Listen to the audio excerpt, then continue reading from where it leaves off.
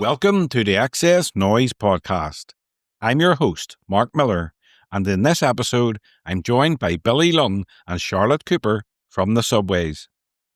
If you missed our last episode, I spoke with Bob Stanley from St. Etienne, so be sure to check it out. And don't forget to follow and subscribe wherever you get your podcasts. It's been 20 years since the Subways burst onto the scene with their explosive debut album, Young for Eternity. To celebrate, they've re-recorded their breakout hit, Rock and Roll Queen, and are releasing the career-spanning compilation, When I'm With You, featuring 2 brand new tracks. In this conversation, the band look back on their wild early days. They share stories behind their biggest songs and reflect on 2 decades of music, touring, and staying together against the odds. So let's get into it. This is the Subways on the XS Noize Podcast.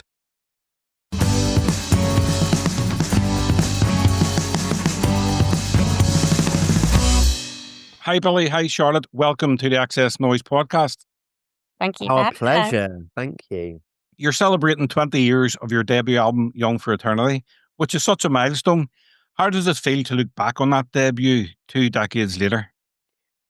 Personally, I'm having this sort of tension going on within me that's very much like, how has it been 20 years? But at the same time, it's like, it's definitely been 20 years. So it's quite surreal, but I think ultimately we all just feel very lucky to be in this band, to still be going and making music, especially given like how difficult it is to be in a band at the moment, that we're still able to keep making music, keep making records, keep going out on tour feels like a real blessing. So we feel we're not taking this for granted, and we feel very blessed. Was there a point back then when it really felt like the start of something big? Yeah, I think probably around about the time that we played our first slot at Glastonbury, because that was the first festival we played. And then later that year we played Reading and Leeds. And then we did our first UK tour soon after that, and then then didn't stop. So I think the first thing was probably, because before Glastonbury we were just playing in like small little pubs in London and like Hertfordshire and Essex. So that was the first sort of big leap, and it really did feel like, yeah, we haven't really stopped then since COVID. And then we got to COVID and then we stopped a bit. When you think back to that first album era, what sort of emotions or wild memories come up first? I think mostly I'm in awe of like the precociousness of these 3 kids who are barely 20 years old making a record and then going out on stage and playing those rock shows with the confidence that we had. I'm so proud of us all. You know, at the time I can remember feeling a lot of anxiety, a lot of excitement, a lot of fear, a lot of confidence. It's like this big mass of emotion and experience and wonder. I remember, you know, forming the band and wanting to go out on tour and wanting to see the world and being totally and utterly conscious of that desire when we were doing it, but at the same time remembering that we're so young, this is all so new, we're kind of out of our depth here, but I don't think we ever let that stop us. I don't think we ever let it trouble us for too long. And I think we relished it to an extent, to the point where, as Charlotte said, when the pandemic came around and we all had to suddenly be very still and take stock and internalize everything, I went through a big crisis at the time, because you are given this space and time that I think up to that point we'd never really been given. It was a whirlwind. So, it's like I can never quite put my finger on a single emotion, a single experience, a single feeling or thought. It is just like this hurricane of activity. And I feel like during that period, we probably lived like 3 lifetimes. So when I turned 40 last year, everyone was like, oh my God, how do you feel being 40? And I was like, well, you know, I feel lucky because in those 40 years, I feel like I've done an awful lot. So I can kind of take my time and enjoy, hopefully, the next 40 ahead. You've re-recorded Rock and Roll Queen, a song that's become your calling card worldwide. What was it like stepping back into that song now after everything you've experienced before? I think that song, it's just become so ingrained in our lives. Like, it's been played every show for the past 20 years, sometimes twice in a show for various reasons. So it was quite nice to revisit it, and the version we've done is the way we play it live, which has become the version we now know the best. So it was really nice to document that and get that recorded. Yeah, it feels more explosive, this version, almost like you turned the volume up on its spirit. But yeah, as Charlotte said, it's like very much the live version. And I think, when we first recorded that song, we were in these tiny little rooms that could hold sometimes most 30 people. And it was all very raucous and it was all very punk and rock and roll. And I think Ian Brody captured it perfectly. But I think over the course of the last 20 years, we've played all different kinds of gigs in all different kinds of venues and at festivals. And I think the song has taken on a life of its own in a weird way. And it's sort of progressed to... it's definitely elongated when we play it live, because I'll go out in the crowd and I'll get everybody cheering and I'll dive off something. So it has naturally kind of, been extended. But even in like its sort of confined form, still within like 3.5 minutes, and this re-recorded version that we've done, we've picked up an energy across time and across these gigs that I think wasn't necessarily contained in the original recording, just by virtue of the fact of, the limited times that we'd played it and the kind of venues that we've been playing it in. So I think when we recorded it with Dan Lucas at the Joplin House, it had sort of accrued this energy over the last 20 years. And I think Dan mixed it perfectly. And it's been mastered perfectly to the extent that it actually contains within it like a real visceral, to the limit energy that we were hoping to capture with this re-record. So we're all really, really happy with it. Yeah, the song's had an incredible life. It's been in the OC, Guy Ritchie films, even Letterman. When did you realise it had become bigger than you? I don't know. It's a weird one because even when we play it in the bars in London that we used to play it, or we'd play it at the Square in Harlow or something, like everyone would kind of go crazy. And we just thought it's because it had that groove that made people kind of naturally jump up and down and hug and sing the lyrics. And it was always just another song for us for quite a while. And then we started to notice that, especially during the gigs we'd play abroad, everyone would suddenly sing the lyrics to that song. And I think maybe like that had something to do with the fact that the lyrics are very simple. And you could just recite them very easily. But also I think like people were taking that song as their own. And we would see online people tagging their loved ones in photos going, "You are my rock and roll queen," and all this kind of stuff. And I think it reached a point year on year on year where the song outgrew us, to the point where we would play the song and some people would go, "Oh, that's you guys. You wrote and recorded that song. That's your song." And we'd be like, "Yeah, that's us." So my niece went on holiday a couple of years ago to Thailand. And she sent me this video, and it's these two Thai performers on stage playing Rock and Roll Queen. And I was like, oh my God, like there are people in Thailand playing our song. And I think, across the globe, it has reached all sorts of people, all sorts of cultures, and they've taken it on as their own. And that's just such a beautiful thing. But I think it kind of happened incrementally. I don't think it really happened in a flash, or at least we didn't realize it was happening. But yeah, we did play Rock and Roll Queen on David Letterman, and that was like a huge deal for me because I was always a big fan of Letterman. That's a big part of the Bill Hicks story. I was really, really into Bill Hicks at the time. So, I wanted to talk to David Letterman about Bill Hicks. But yeah, we ended up releasing Oh Yeah over in America, and we performed Oh Yeah on the Craig Ferguson show, and I think it was Conan O'Brien as well. So even then, it was still very much like, yeah, we've got Rock and Roll Queen, but here are these other songs, and we think they're just as good too. So yeah. Young for Eternity had this raw, fearless energy that really resonated. Do you still feel that same fire today, or has it evolved as you've grown? I think I like to think we've still got a lot of energy.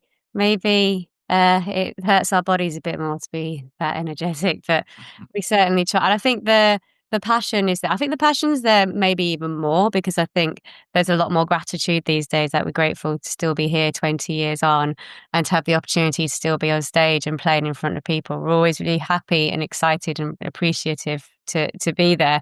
And that's where the energy comes from. And yeah, I think that's possibly even more than 20 years ago.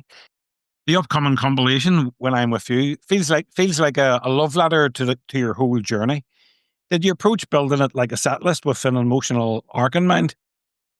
You've absolutely nailed it there. Yeah, we did. If we were to ever compile a list of our songs, we would always frame it as if it were a set list that we were about to play on stage. And that really is just because we're so geared towards performing live. It's like everything to us.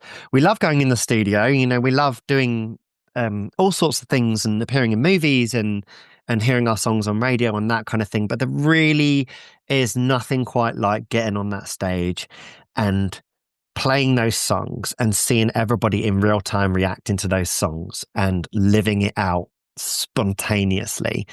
And that's why we've never really played the click track. We've never really played to backing tracks or anything like that. The spontaneity of the moment is really integral to us. And I think it has something to do with our appreciation for music as a way of tapping into something deeper than conscious thought, something deeper than the intellectual processes of appreciating music. It's a very primal thing for us. I remember learning about how music was a means of expression for back in the dawn of civilization, when we would be appealing to the gods so that we could grow the corn and feed the tribe and all this kind of stuff. And it was about bringing people together. It was about transcendence and all that kind of stuff. And that really chimed with me. So when we're on stage and we're playing a gig, it's all very... It can get quite like transcendental for me anyway, especially with like my mental health issues. I have borderline personality disorder. So I find music as a really important tool for communication and expression, and for tapping into something greater than myself, and also finding a sense of identity that's always eluded me since I was a kid. So when it came to sort of bringing these songs together, we were like, well, we are a live band. We live to play live. We live to be on that stage. We live to express ourselves in a live music venue at festivals and that kind of thing. So it really makes sense for us to build this album as if it were about to be performed in front of an audience on stage. And as we do whenever we formulate set lists, we always make sure that we have enough songs from each record, because we love our records in different ways. They're all very different, and they're all just as important to us. Obviously Young Fraternity being the first record and the record that most people know us by, that tends to get the most songs on the set list. But at the same time, it's really important that All or Nothing, Money and Celebrity, the self-titled record, and Uncertain Joys are represented too. And as we're always looking forward in time, we're always writing new songs. We're always thinking about the next tour and the next festival season. We really wanted to include new songs that we've been included in the set list too. So we've got a song that we've been playing a lot recently called I Need to Feel You Closer, and a song that we're really, really looking forward to playing live very, very soon called Passenger's Side. And both of those songs were written over the last 2 or 3 years, and we've just had them recorded and finally mixed and finally mastered. So we're just really excited for everyone to listen to these songs. What do those songs say about where you're at now creatively as a band? I would say, I mean, It's tough because it does feel like we are reaching right back into that period when, even before Young Fraternity, we just started writing songs and the songs were still very, very punk and very raw. But I've always been preoccupied by a chorus. Like, I can't really think of a song as a song unless it has a chorus. So I'm always like, the chorus is really important. So whenever I write a song, it has to have a chorus that I believe in. And that's ever since I wrote my first ever song when I was back in school.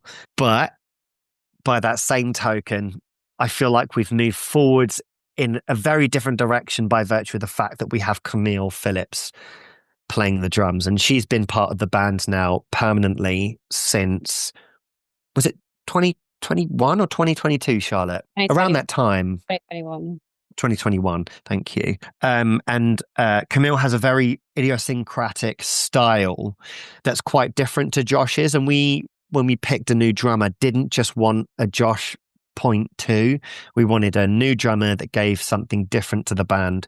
And Camille has definitely done that with the writing and performing, especially with these new songs. So yeah, it's like, it just feels like another couple of songs where we've looked at the artists that are really inspiring us at this time. We've looked at what's happening in our lives to do with family, friendships, relationships, and just incorporated those, and at the same time just absolutely gone for it. Turned everything up to 11. And who are those artists that inspire you at the moment?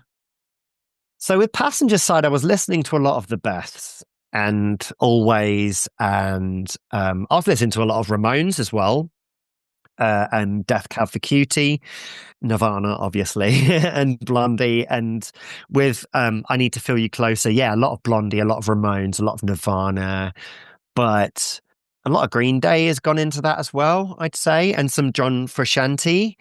I love the way he sort of weaves melodies in there, and I've kind of done that a lot with the chorus for I Need to Feel You Closer. But there's an awful lot of yearning in both those songs, and that goes right back to when I was introduced to music in the very first place, which was Smokey Robinson and the Miracles. Like my heart is forever tied to the Motown movement and record label. I adore those songs. They mean the world to me, and they're one of the key reasons why I love music in the first place. When Smokey Robinson wrote and performed Traps of My Tears, it was just like, God, when I first heard that at like 5 or 6 years old, I was like, what is this feeling that's making him sing this way? And also, isn't music amazing? So I was like, unrequited love, music. Yeah, let's make that happen somehow for myself. So yeah. What about you, Charlotte? What were you listening to? I'm so sorry, Mark. No, go ahead. Well, I think for those two songs, for I Need to Feel You Closer, I wanted to take some inspiration from some of the German bands that we play with. We play a lot in Germany, and there's a really great scene over there, and a lot of really cool punk bands, people like the Beatsteaks. And then more poppy bands like Sportfreunde Stiller. And then Passenger Side, I was listening to quite a lot of the Wombats, actually. And I really like their sort of summery, like high vocals. So yeah, that was my inspiration for those two. You've stayed together for over 2 decades, which is no small feat. What's been the glue that's kept the Subways going? I think we just love it. I think we certainly wouldn't be here if we didn't. I think to do something for that long, I think a lot of bands disband because they lose the spark for it. They lose the love for it. They don't like the touring anymore. It becomes too much. But I think there could be a variety of reasons why that would be. But I think I still really love it. That's why I'm still here. And I think love for the people as well. Like, I have so much love for Charlotte and Josh and now Camille, and also our manager Ben, and our agents who we've worked with for a really long time, and this community that we've built behind the scenes, as well as obviously the community that we've built out in the crowd. The love for people has kept us going as well. To have these true, beautiful connections that you have with people on varying levels. Like with Charlotte and Camille, we are deeply personally connected, and so we feel comfortable opening up and making music together, because I think it's like a real, it has to be a trust exercise, you know? And I think if you get to the point where you're like, I don't want to be in a room with these people, let alone make music with them, then it can be very difficult to just like continue. Why would you put yourself through that? And I think we all look forward to seeing each other. We all look forward to stepping on the tour bus together and going out on another adventure.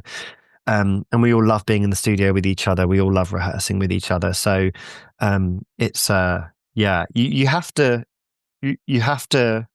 not take any of that for granted.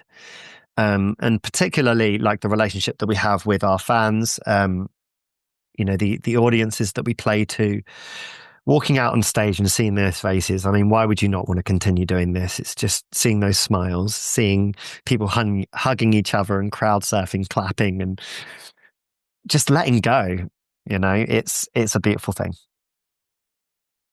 I want to ask you about songwriting. You know, has your approach to songwriting changed or evolved over the years since the first album? I used to suffer a lot of anxiety about songwriting back in the day. You know, I was always trying to. My search was for the perfect pop song. You know, I was always trying to compete with, Tracks of My Tears, or Come As You Are by Nirvana, or Hanging on the Telephone by Blondie. I was always trying to go, what can I do to achieve that degree of perfection? Buddy Holly by Weezer. And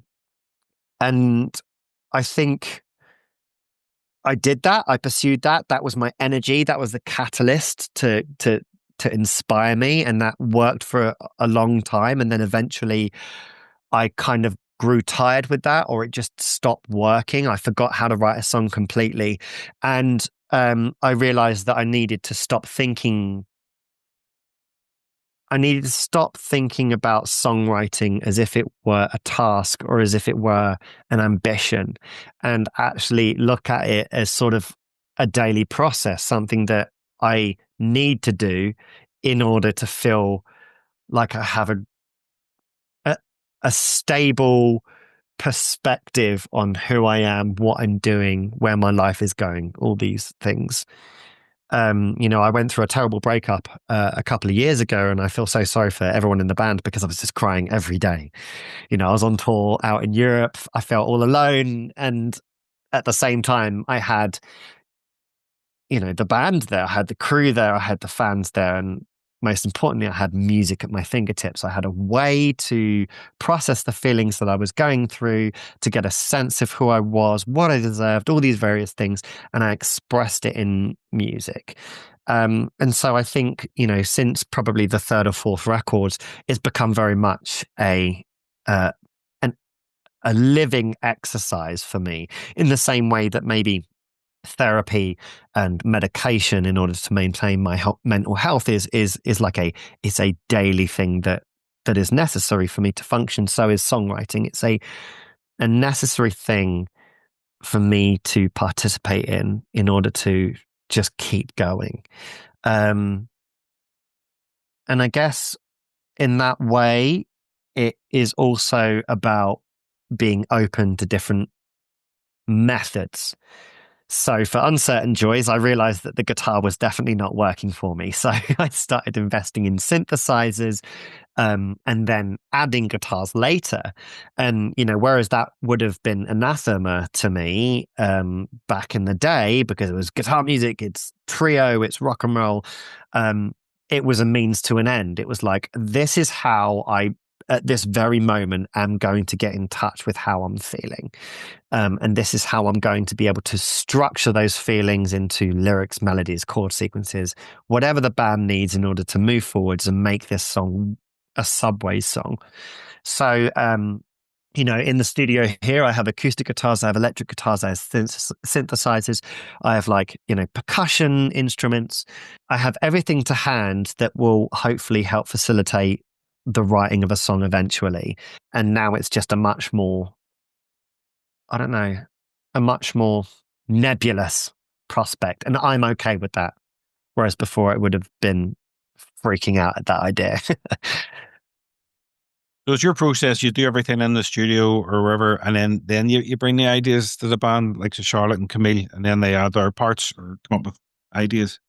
It can vary. For a few songs, I've been around my girlfriend's house because I find it a real neutral space there. In my studio or at my apartment, it's the environment's quite loaded. With like, I don't know, attachments and all that kind of stuff. And sometimes it's good to find myself in a space where I'm the only thing that I know in that space, and everything else is new and everything else is vibrating. I'm going on holiday. I'm not taking a guitar with me, but I fully anticipate, at some point waking up in the middle of the night, rolling over and writing some lyrics out in my notebook.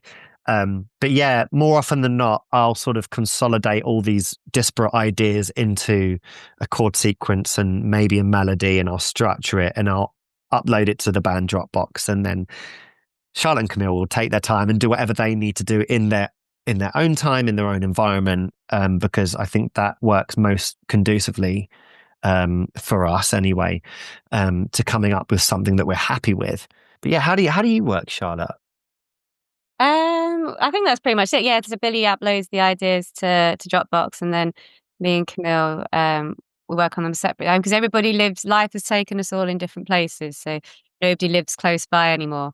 So we have to be quite efficient when we do come together. So if everybody is kind of got an idea at least at home, then when we come together, we can be quite quick at finalising the song. It must be exciting, Charlotte, going into that Dropbox to see what Billy's put in there. Yeah, it's great. It's really, it's cool. Yeah, and it's nice to be able to be at home, somewhere I'm happy and comfortable. And if I can't think of something straight away, it doesn't matter. It'll come eventually. Always does. But yeah, it's always you never know what he's going to put in there. That sounds ominous. It's always politically correct. Don't worry. The Subways for Eternity tour is coming up later on in the year. What should fans expect? Is there any surprises or special moments you're planning or most excited about? We're just really excited to get back on a tour. We've been playing lots of festivals over the summer, which is really fun. But it's nice to be in front of your own crowd, where people know every word to every song. So I think we'll be asking for lots of crowd participation, and leave our worries at the door for an hour or so and come and have a great time. Yeah. Also, like a new wardrobe, because I saw the Yeah Yeah Yeahs at Royal Albert Hall recently, and Karen O during the encore was wearing these light up shoes, and I was like, I've really got to get in on that. That looks amazing. So I might have some light up shoes for these shows. Nice. Fingers crossed. Yeah, throwing a grenade in there, shaking things up. You've played everywhere, like from tiny basements to huge festivals. Was there one gig where you truly felt we've made it? For me, I know it was Reading 2008. I was so worried about that show because I think the day before Biffy and Queens of the Stone Age were playing relatively the same time of day on the same stage. And I was like, oh, can we compete with that? And we went out on stage and the crowd was humongous, and that there were just like circle pits forming everywhere. And for, I'd say 45, 50 minutes, we played possibly the most perfect set I can remember. Not a miss note, just bashed through that thing. And all I can remember from that set is just having shivers down my spine constantly for 45 minutes. I came off stage and everyone was just like, all my friends were there and my family were there, and they were like, I've never seen you like that. That was amazing. And Reading Festival was always really important to us because, Charlotte and I, when we first really got into music and wanted to form a band, we went to Reading Festival for the first time when we were like 16 or 17, I think. Yeah. About that. And we can remember being in the crowd and watching the bands and thinking, God, it'd be so amazing if we were up there one day, and we actually were. So that was really, really special. Reading 2008, yeah. What about you, Charlotte? I think I don't have one specific gig, but I think around that time, around the second album, sort of 2008 to 2010, we found ourselves on the main stage of lots of festivals across Europe, like Ziget and Rock am Ring and Rock in Park, Hurricane Southside, Frequency in Austria, Greenfield in Switzerland.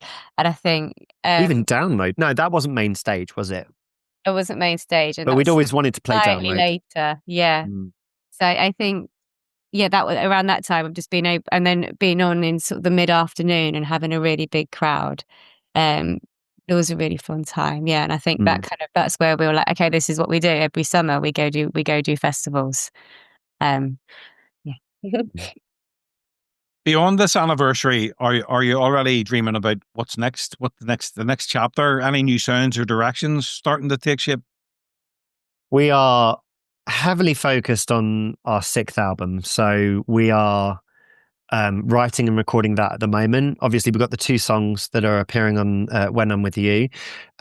We have just finished recording drums and bass guitars for the first 6 songs on the album, and writing for the next 6 has already begun. So we are, laser focused on making this the best album we possibly can. And I think we're going to go in different directions. We've already on one of the songs gone in a direction we've never gone in before, where I'm picking on an acoustic guitar. And we still managed to kind of give that real energy, as opposed to it just being very kind of sweet lullaby. It's even though it is sweet, it does have a Subways feel about it. So yeah, who knows what the rest of the album writing process holds for us. I think the tour and the festivals next year are going to be really inspiring, and I think the bands that we see there and the experiences that we have will prove quite catalyzing to sending us off in different directions. But yeah, I don't know, that there are no limits really as to what we plan to do, at least instrumentally. And I think already my register is changing with regard to how I sing. I used to be very loud and very boisterous and very sort of distorted and growly with my voice. I think that's being pulled back a little bit. And I don't think that is just to do with age or anything. I think it really has to do with the subject matter I'm approaching in the songs, and the music that I'm really getting into at the moment. I've always loved pop. We've always been very open about our adoration of pop music, but I'm listening to a lot of Sam Smith at the moment, and obviously I'm never going to sing like Sam Smith, but I'm trying to work out a way to at least funnel some of that love into our own music. So yeah, who knows? It's exciting though. Yeah, indeed. Can't wait to hear that. Yeah. When maybe next year? Don't know. No pressure. Don't want to put pressure. I honestly don't know.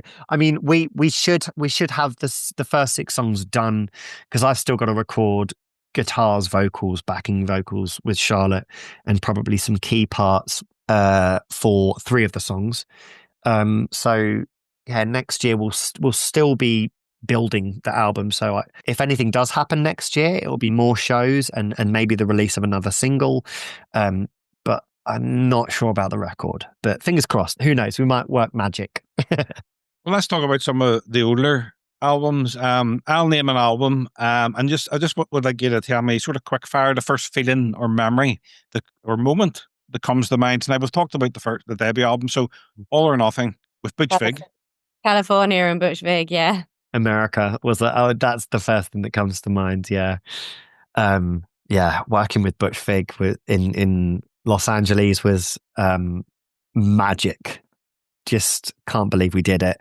Can't believe we got to spend so much time with one of the world's greatest producers of all time, and a fantastic drummer of one of our favorite bands, Garbage. Garbage are one of Charlotte's favorite bands. It's Garbage are right up there for you, aren't they, Charlotte? Yeah, totally. So it was cool to even meet him, let alone work. Yeah. And we learned so much as well, like not just about like making records, but just about like being in a band. I think Butch taught us a lot about the power of thought in the songwriting process, about not just jumping in with ideas, not just throwing ideas about, not just making everything an argument, but actually about just silence, calm, and consideration. Yeah, he was very, very thoughtful. He was meticulous, and I just don't know how he managed to get those sounds. I'm really into production myself, and sometimes I'm just like, how? But yeah, it was magic.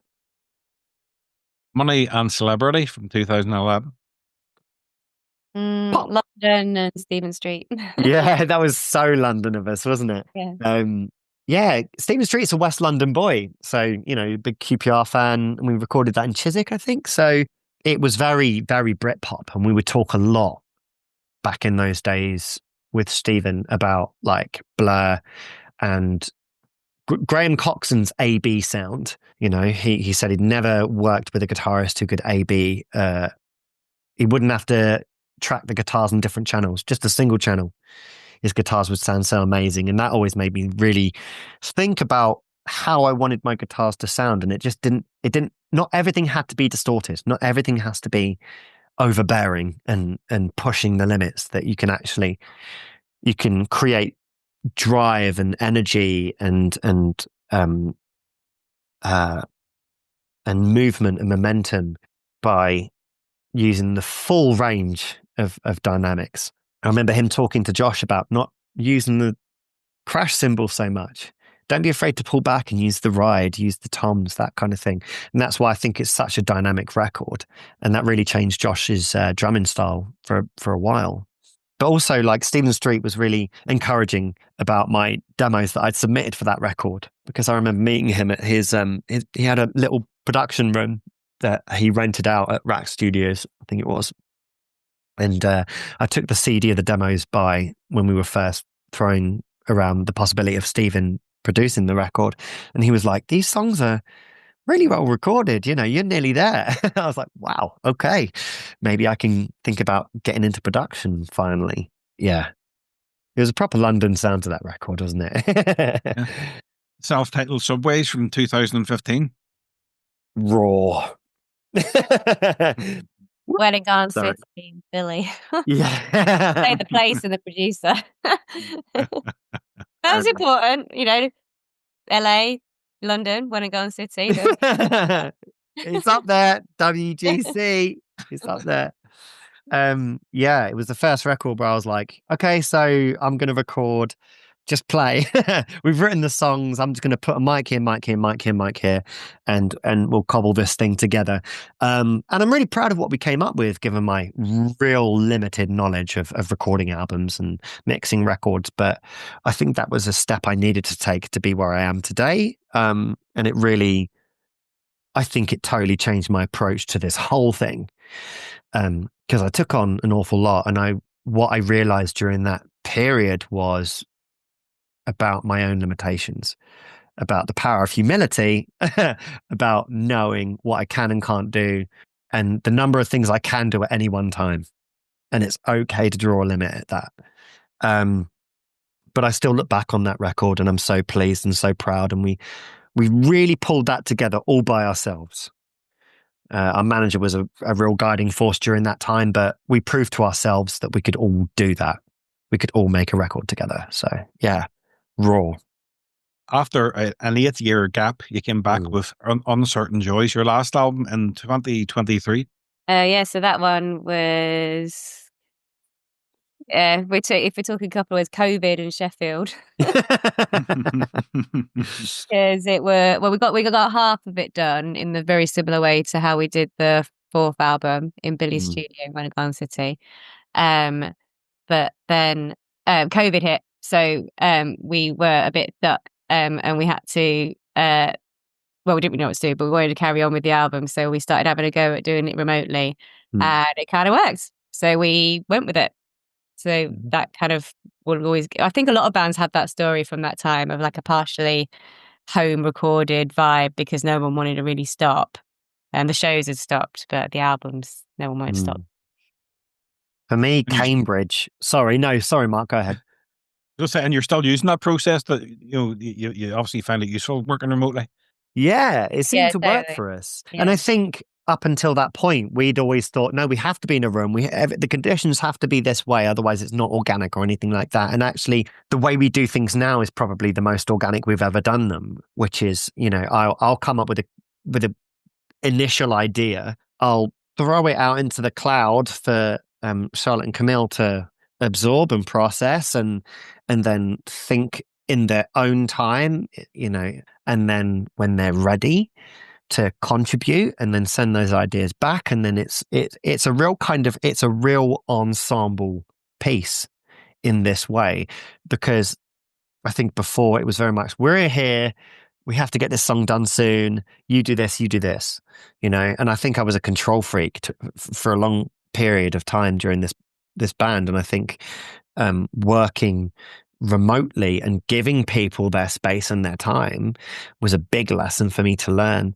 And now things are done in this very organic, thoughtful way. But yeah, saying that I was at university at Cambridge for a couple of years, and that's where I wrote pretty much all of the songs, apart from songs like Black Wax, which was the very last we recorded. I wrote that during lockdown, and it was when I had my studio space but couldn't really do anything or go anywhere, so I just played records over and over and over on my vinyl player. And I thought, I really need to write a song about how important music is to me, because music is getting me through this thing. It's getting us all through this thing. But I spent a lot of my time reading and writing books, writing essays, writing poetry, attending lectures, and getting into intellectual debates at university. And that wove its way into the songwriting process. I was working so hard at reading and writing essays that I'd barely have time to pick up the guitar. But when I did pick up the guitar, all these ideas were just spilling out of me. And it really was about like focusing on on channeling those ideas without panicking and feeling overwhelmed.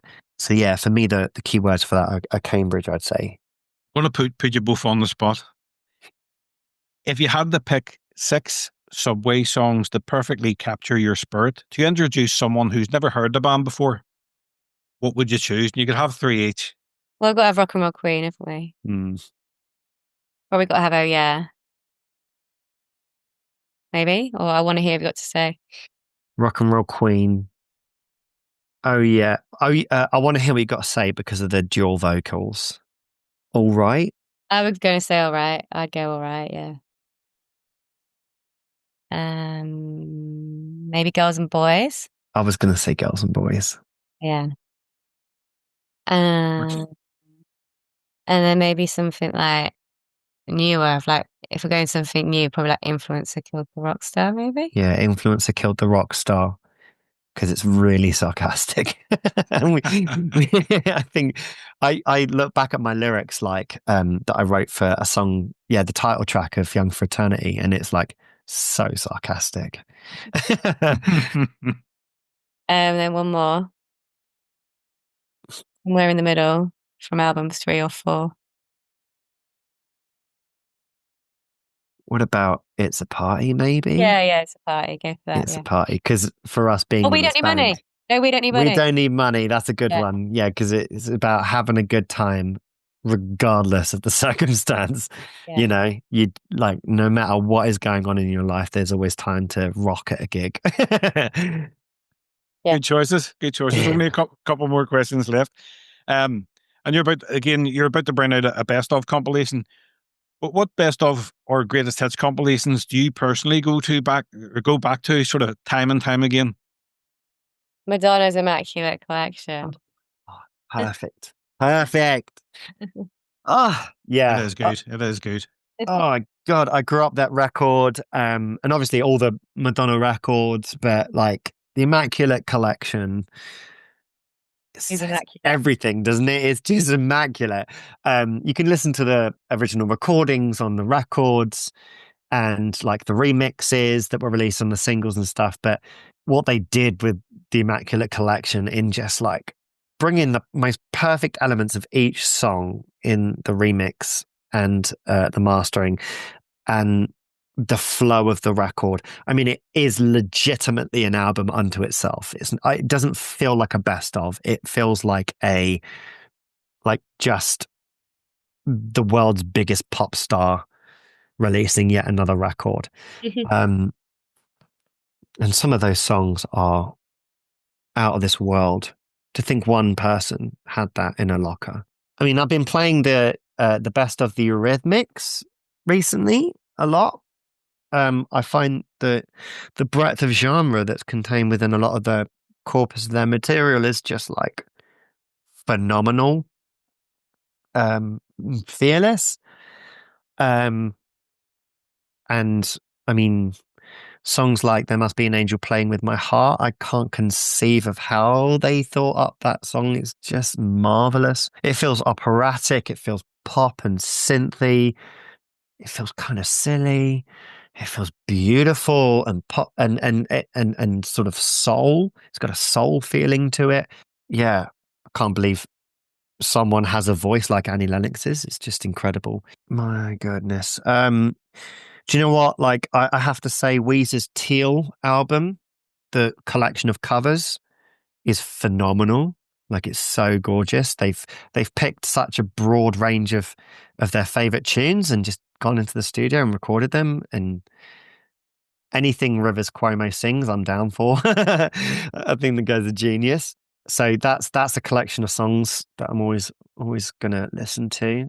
Fleetwood Mac's The Dance. It's not a best of. It's a live show, but it is kind of a best of because they're playing all their best songs live, and that probably would be like the primary inspiration for our best of. You know, by looking at our live set and going, what would work if we were to play this live? I think like the performances are incredible. Obviously, like they're all masters of writing and performing, so that's always a collection that I go to, if only for Lindsey Buckingham's solo performance of Big Love. Oh my goodness, amazing. Yeah, but I think Charlotte nailed it with Immaculate Collection. Finally, guys, if you could relive one musical moment from your journey so far as a band, which would it be? All the things I've forgotten. Yeah.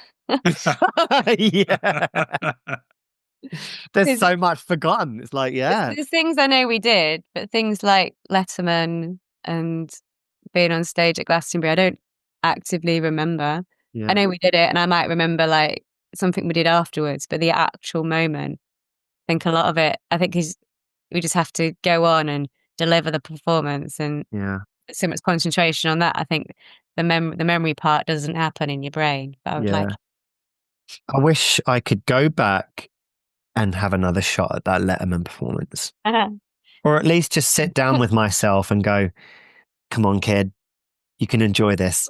You don't have to be so scared. You know what you're doing. Go out there and just have the time of your life. You don't have to be so scared. But yeah, that. Or the Glastonbury performance, Charlotte, what you said about remembering, I can't remember it at all. I can remember walking out on stage. I can remember my heart pounding in my chest, not knowing whether I had the strength to even pick up my guitar off the guitar stand, let alone play the set, just because I was so scared. And I remember walking off stage and into the arms of our manager. Don't remember the performance at all. I wish I could go back and experience it all over again. Yeah. Brilliant. Well, Charlotte, Billy, thank you very much for taking the time to do this today. I've really, really enjoyed it. Our pleasure. Thank you. Sorry about the weird bit in the middle. There was a delivery driver outside and he was waving at me. Amazing. I was wondering. I thought Ryan had maybe gone. No, I was like, because he could see me sitting here, so I didn't want to ignore him. Yeah.